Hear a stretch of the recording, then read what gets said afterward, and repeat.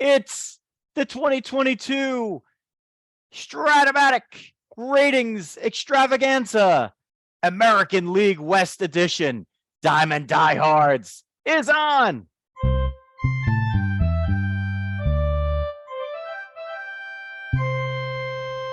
Joe Rizzo here bringing you Strat-O-Matic Baseball, along with the dog, Jeff Healy, and the great and wonderful Jerry Milani, giving us the insider's insight into Strat-O-Matic.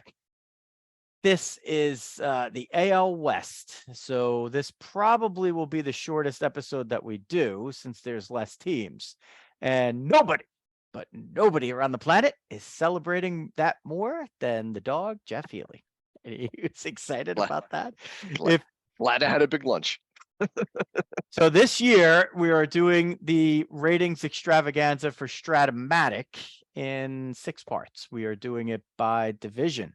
So if you haven't checked out your division or you're just interested in all of them, then go hit this subscribe button no matter which way you consume our content. If it's YouTube or if it's Apple Podcasts or Spotify, you will get all of the Strat-O-Matic Ratings Extravaganza that you could possibly handle. And we are glad to bring it to you. We start this podcast explaining to you that we are going by division, yes, but we're also going by position within division. And we will start, as we have done with all the other episodes, at catcher. And in the AL West, Martin Maldonado and Sean Murphy, Jerry, are ones behind the plate. Yeah, I think that that makes sense. Maldonado, I think, has emerged as one of the premier catchers in the game, at least in terms of defense over his time. And Murphy, you knew he wasn't going to stay in Oakland forever, and he's moved on now to Atlanta, where they'll have an interesting situation with d'Arnaud having had such a good year. But Athletics didn't seem to get the kind of return for him that a one catcher and the offensive force that he is, they may not have felt like they got the return that you might have gotten for him. But he's definitely the up and coming catcher. And for the Braves to, I don't know, say they stole him, because they gave up some players and ended up, I think Milwaukee got better players than Atlanta did in the deal. But he's definitely a prime catcher in the game these days. It's a strong position there in the West, because you also, at least from a Strat-O-Matic standpoint, for the guys who are going to remain there. But like Christian Vasquez was the other guy that the Astros ended up with. I like him a lot, actually. He ends up with a 2.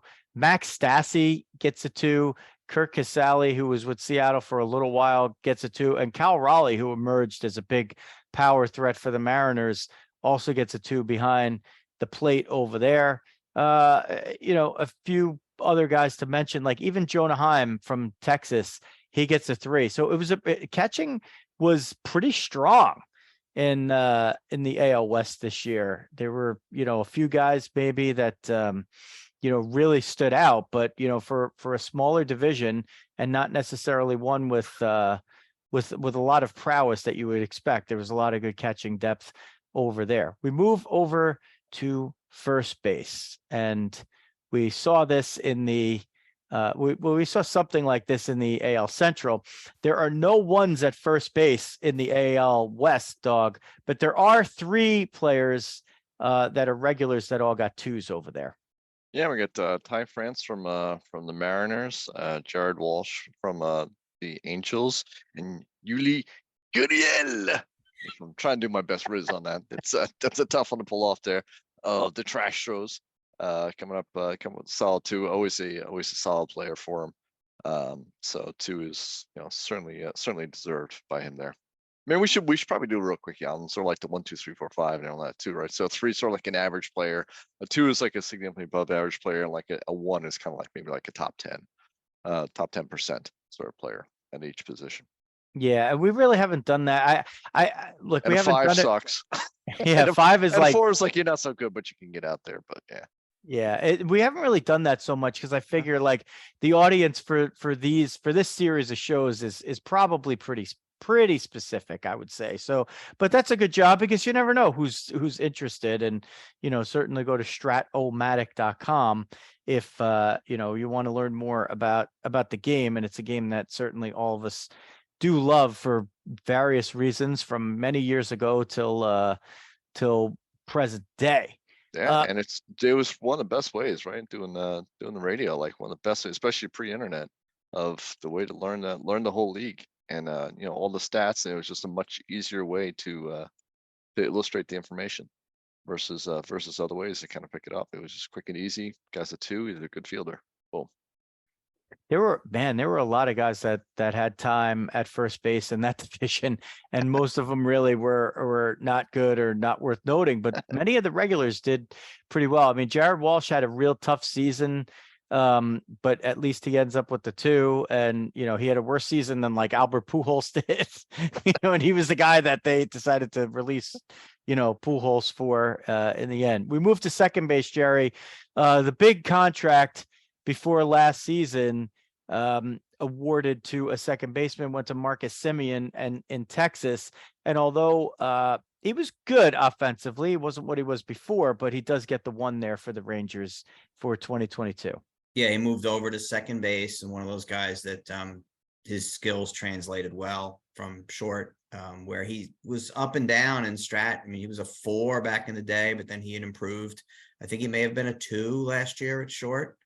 He keeps a 3 now for very limited time at short.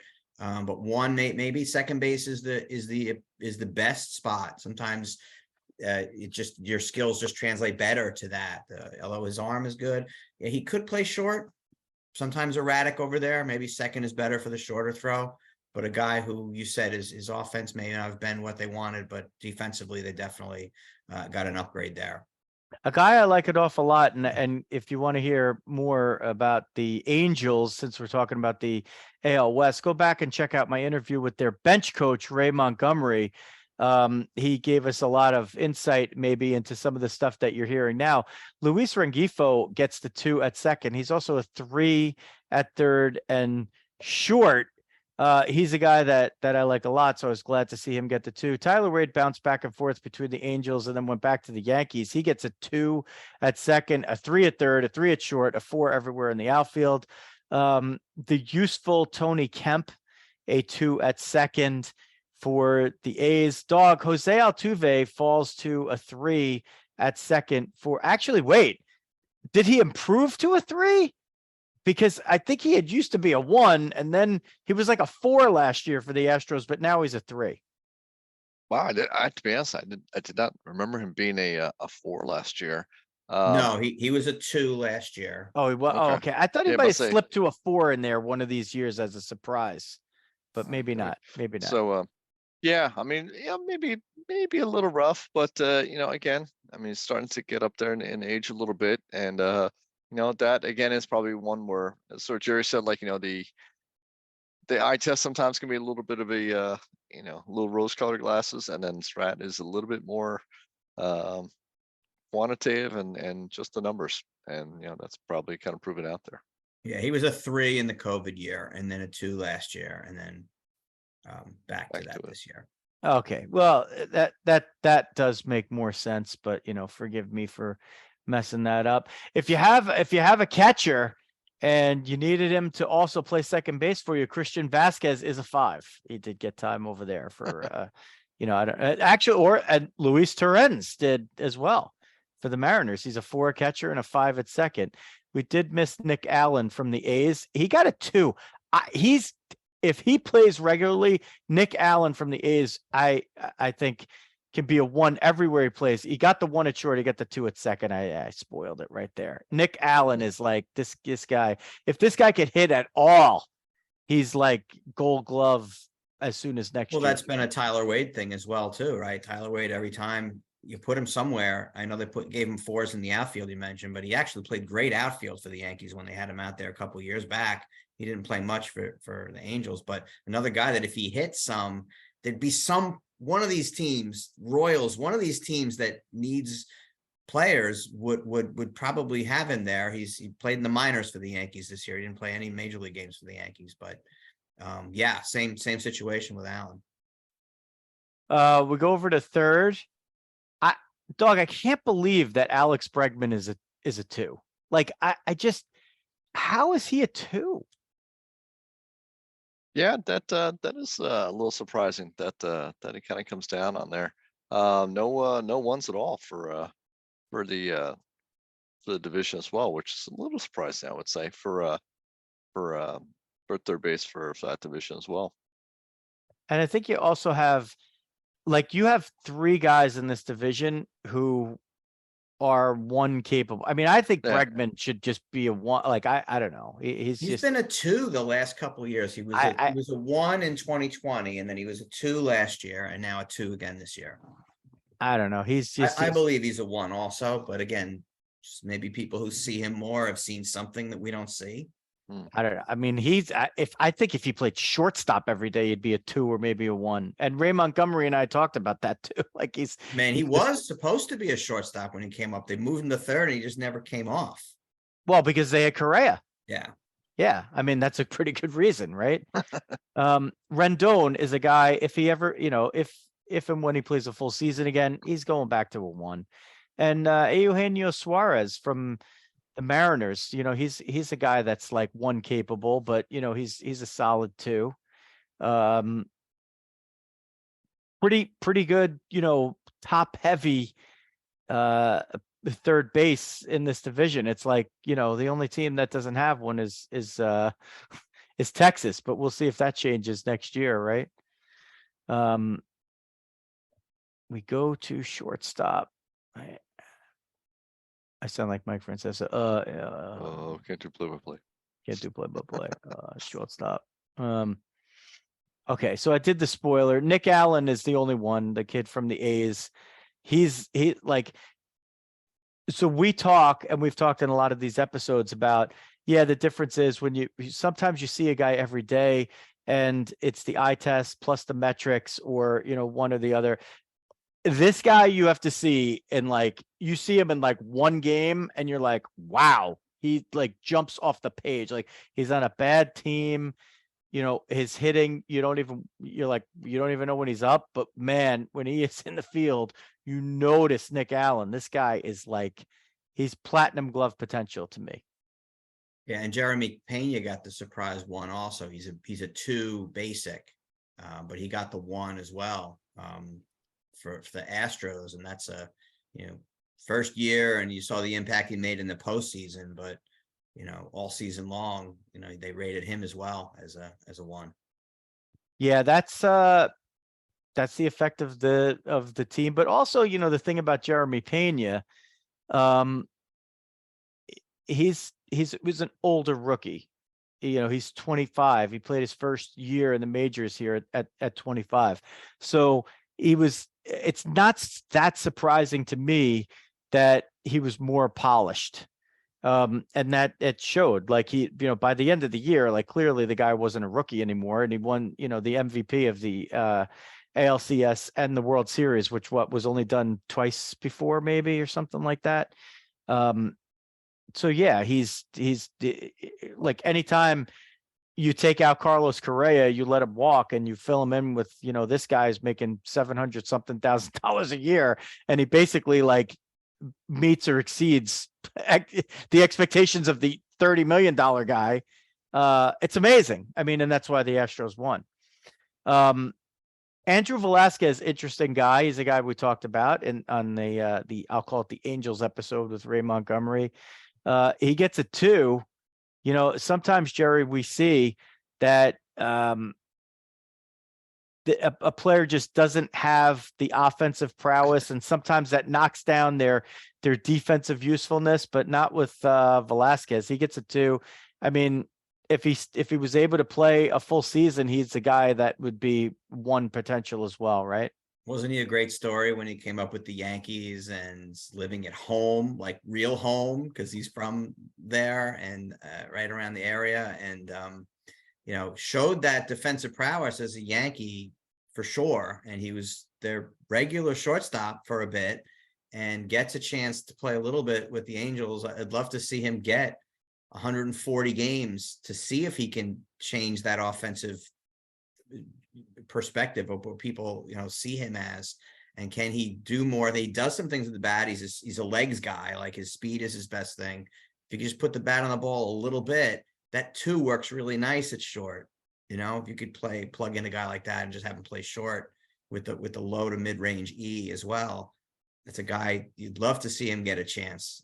Is Anaheim the place? I don't know. I don't know what they're doing. Yeah, I don't know. I would say he's a guy that's going to have to, go year to year, and he's going to have to just produce a little bit more offensively, no matter how good his defense is, if he wants to be able to get a regular job. I mean, on a team that is not doing so well, he's got a little bit better of a chance, but it also depends who they have at shortstop in front of them. Right. And you make a good point. We talked about this, I think, years ago when we played Strat. We got a feel for how important defense was as opposed to offense. And when you watch the games, you go, oh, that guy saves 20 games, 20 runs is short, or 20 games. And it's just not true. Like, we knew that you could play some guys defensively in Strat where if their offense was good enough, you could get away with that defense. And that's kind of how it is. As great a defensive player as he is, if you don't hit, you can't take up, a spot in the lineup. Speaking of which, Dawg, Corey Seager's a 3. Oh, I was about to say, I knew you were going to go with that one. Boy, oh boy. Talk about, it's just mind blowing what has happened to this guy. I'm team both offense and defense. Yeah. And unfortunately he's earned it. Right. And it's, well, I don't know. We gotta see if he's ever gonna turn around or what. But I mean, I don't know, this guy needs like a coach or like a psychology coach or something, because he has just been a world of hurt. Jerry, was he a 4 last year, Seager? In his last Dodger year? I feel like he might have even been a 4 at short, and this might have been an improvement. He was a 3. Oh, he was a 3. 14. 3-14. Okay. So that's, you all right. Play 3-14. You can get away with that. There's fewer errors in the game now anyway, so an E14 is not as valuable as it was in the past. But yeah, so he keeps the 3, and I don't know. Again, you're right. What's it's that unlimited potential? Who's going to unlock it? Is Texas a place that, are they really as serious about winning as Jacob deGrom thinks, or is it just kind of going through another season of what are you going to do with these guys? Jacob deGrom's accountant is a big fan. Listen, I mean, at least Seager's a guy where, if he's a 3 at short, his stick is almost always going to be able to make that a fine trade-off, right? Like, you're going to, listen, the guy's won a World Series as a shortstop, right? So, as long as he holds on to that there for a while, I think he'll probably be okay. And, maybe he can improve on it. I think he's just turning 30, maybe during next season. So there's that. JP Crawford from Mariners gets the 2. David Fletcher from the Angels. He's a 3 at second and short, and he's a 2 in the basic game. That's kind of always an interesting one there. He's a guy that I always like because he's a Shigon guy. Like, he puts the bat on the ball, some years he hits 300 something, some years he's a little bit under, but he's, one of these like useful players that's completely, unappreciated probably for the most part in this day and age of 3 outcome baseball. Before we get to the outfield, if you want to tell people about your latest venture and you like to do it in the old school way, fmsgraphics.com is going to take care of all of your printing and promotional needs.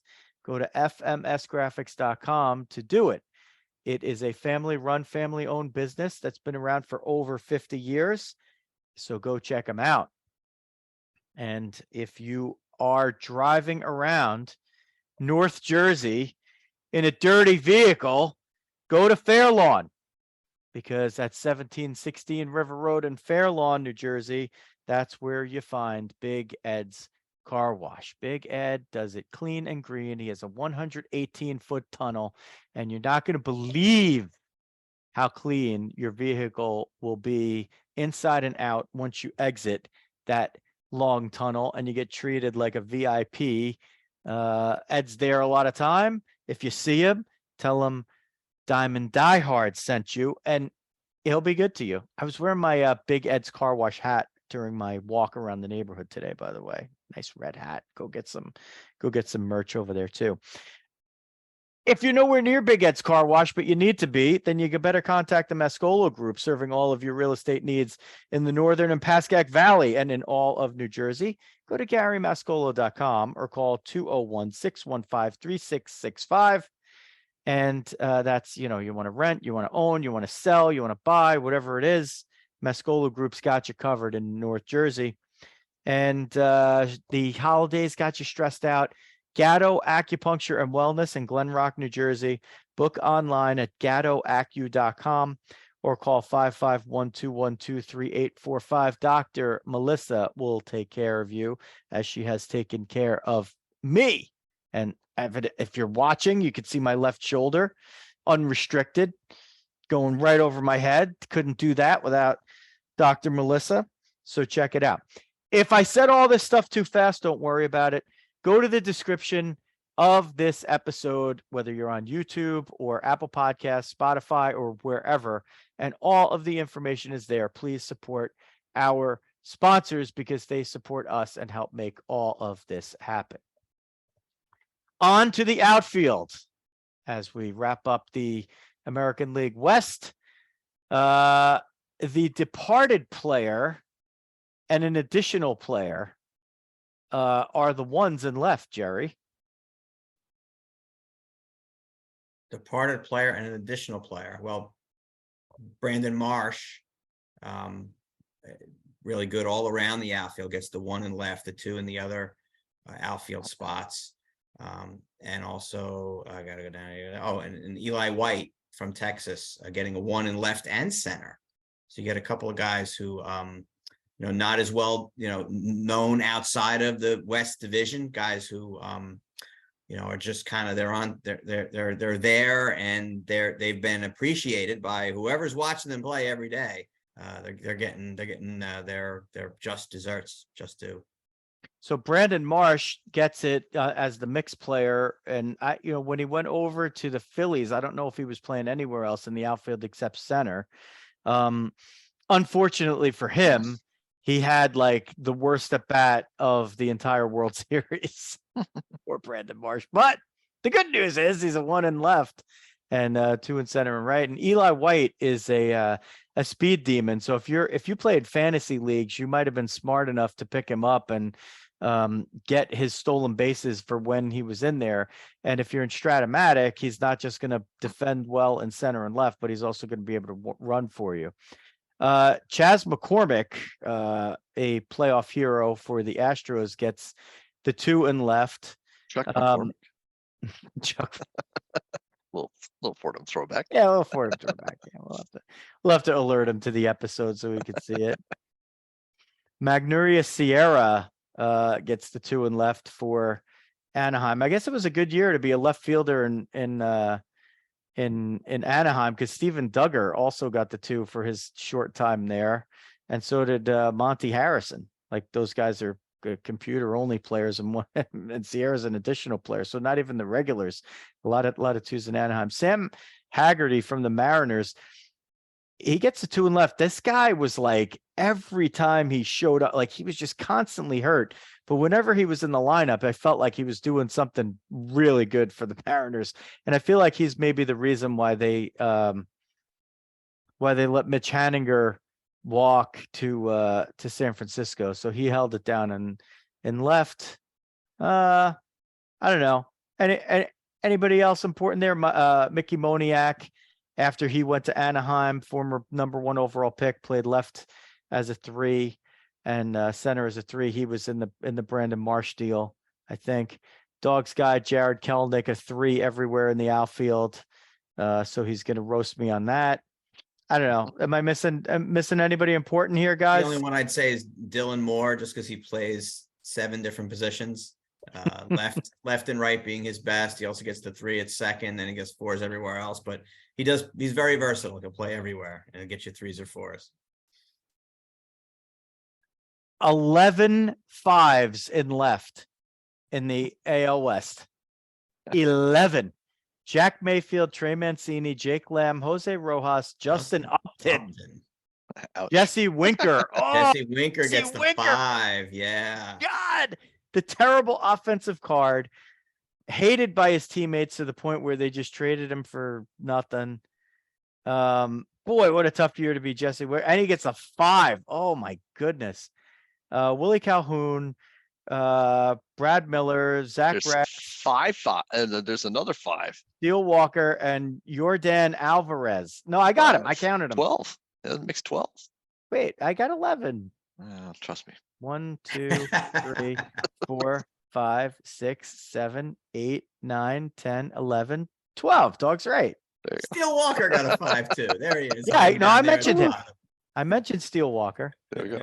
Are they really players or are they more targets? Well, Yordan Alvarez, I didn't think Yordan Alvarez played as a 5 this year. He looked pretty decent. He looked like a 4 to me. You know, he's a guy you play in left field there because it's short and you can kind of get away with it. I would have probably thought 4 also, but I did text actually, since we were in this discussion and we're still in the league with Bregman talking about the 3, they were getting him a 2. They were actually more 2-3. They had to kind of get him to a 2. Their discussion was between 2 or a 3. Oof. Based on metrics, based on the Houston writers and the scouts. And John texted me back and he said, no, they easy 2 based on the stats, but that some people were leaning. He said some lean more 2 than 1 and some more 2 than 3. It was kind of all over the place with him, which is interesting to me because I agree with you guys. I just think he's like so good at third base. Yeah, Have to pull out the numbers on that one. but it's interesting that it did go Yeah.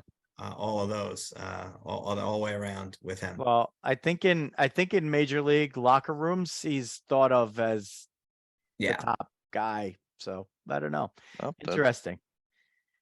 Center field. We talked about Eli White already. Christian Pache, who was traded from the Braves, gets the other one. So the A's have a 1 in center. We talked about Brandon Marsh, blah, blah, blah. A few of these other guys. There's a bunch of 2s in there, but most notably, Dawg, Mike Trout with the 2 in center. Yeah, nice. So that's nice song. Yeah, so Yeah, he's gonna keep that too. He's maybe Yeah. is he a legacy too? I mean, his numbers. He looks like the kind of guy that in a couple of years you're gonna think maybe will he be a 3 and will he still be playing center field all the time? Like Bernie Williams played center field up until they made him a corner the last year or 2. But is he just gonna stay in center even when he's? But when he played last year, I thought he looked pretty good. He was as good as he Yeah. ever was. At least offensively and probably defensively also. Yeah.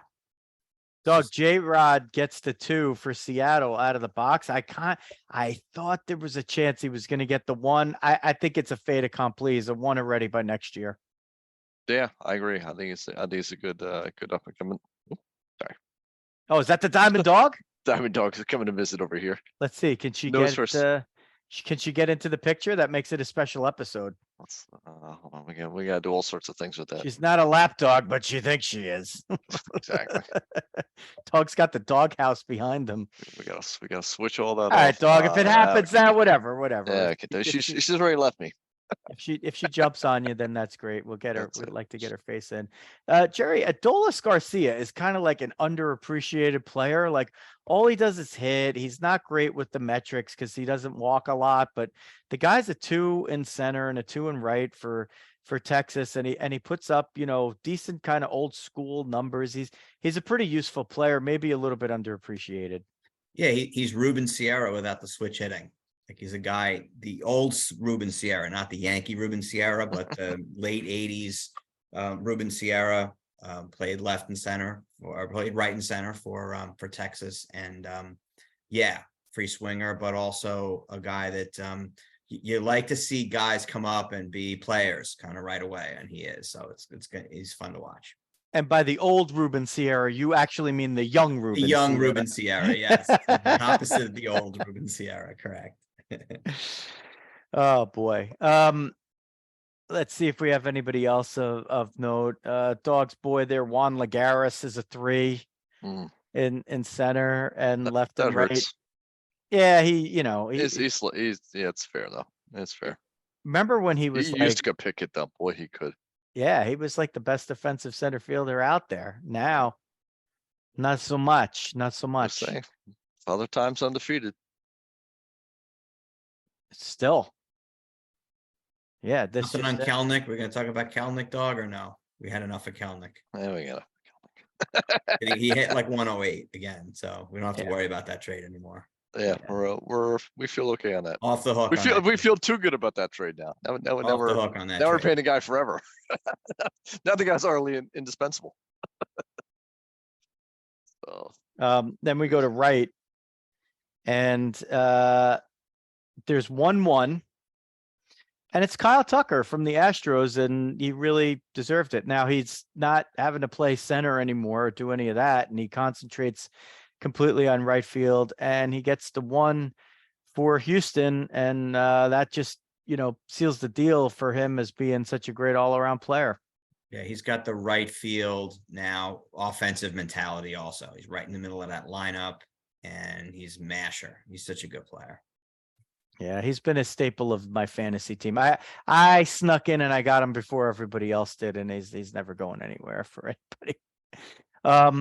Really not much else to report. We talked about some of these guys already that have better ratings, but it's a real weak position defensively in terms of strat. Brandon Marsh has already gone from the division, has a 2 in right as his, tertiary position. Adolis Garcia, we just mentioned him about center. He's also got a 2 in right. That's it. Everybody else is a 3 or worse. fun little. I was playing around here a little bit. The average for all the guys on there was a 3.8. So your average is almost a butcher out there. I mean, you got a lot of 5s, and A lot of 5s. it's not weighted normally, right? It's guys who are 5s who really aren't there all the time and stuff. But clearly, I mean, versus like center was like 2.7 or something like that, and then I think 3.6 for left as well. So There are again, 10 both. What's that? There are a mere 10 5s in right in the ALS. That's what started me. I did good. I did the count there for you. I knew you were going that direction. So yes, and it. Oh, Dog. We didn't mention Sky Bolt is a 3 everywhere in the outfield. What a name! Sky Bolt. This guy's meant to be there. Oh yeah, Sky Bolt. Like if that guy doesn't win a stolen base title, I don't know. It's just there's something wrong with the world. Then the guard on a mound, fly ball, Sky Bolt. Sky Bolt bunts one down third. He's already going to second. How did he do it? Yeah. Okay. So we did the AL West. It was Jerry Milani, who you can follow at GBPackJerry with a J, and the Dog, Jeff Healy at Jeff Healy 8. That's the number 8. If you want to catch the other episodes, just look around for them. Hit the subscribe button no matter where you are listening to us. If you're listening audio wise, if you're on Apple Podcasts or Spotify or something else, subscribe. And you could much more easily find the other episodes here. There's going to be 6 in total that we do for the Strat-O-Matic Ratings Bonanza. This is the AL West that we've just completed. So if you want to check out the rest of the AL or the NL, hunt around there. Same thing on YouTube. Just look for that. Maybe we'll do it as a series on YouTube. I think there's a way to do that. And so it'll be all grouped together conveniently for now and ever, because these episodes typically over the last year when we've done them have been they've done very, very well. We have our good base of Strat-O-Matic fans out there who maybe are only checking us out just for the Strat stuff, but we encourage you to listen along or watch during the rest of the year, because we're trying to bring you really, really great content. That's going to do it for the American League West Ratings Extravaganza episode. For Jerry Milani and the Dog, Jeff Healy, this is Joe Rizzo. Diamond Diehards is out.